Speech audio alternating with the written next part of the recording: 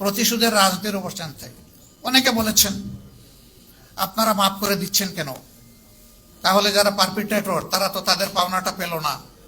আপনি কোনটা চাচ্ছেন মানুষের জন্য? আপনি কি তার ধ্বংস চাচ্ছেন না তার সংশোধন চাচ্ছেন?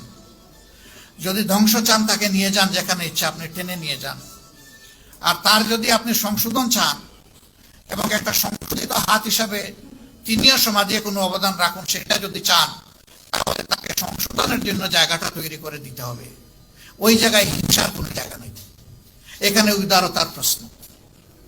তবে আমরা বলেছি হ্যাঁ, কোনো ভিকটিম কিংবা ভিকটিম ফ্যামিলি তারা যদি সুনির্দিষ্ট অপরাধের প্রতিকার চেয়ে আইনের আশ্রয় নেয়, আমরা তাদেরকেও সাহায্য করব, এটা আমাদের দায়িত্ব।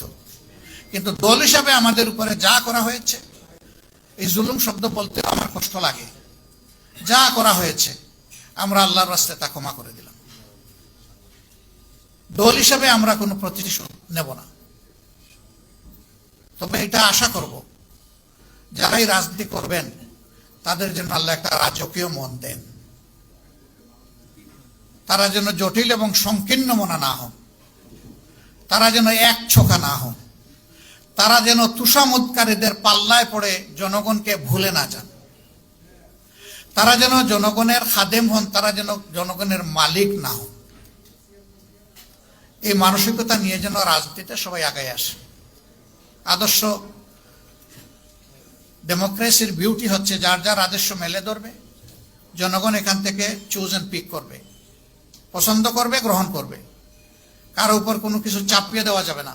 ওরে নির্মূল করো, ওরে ধ্বংস করো, ওরে মাটির নিচে পাতালপুরিতে পাঠিয়ে দাও, এগুলা রাজনীতির ভাষা নয় এবং এগুলো রাজনীতি নয়, এগুলা নোংরামি রাজনীতির নামে।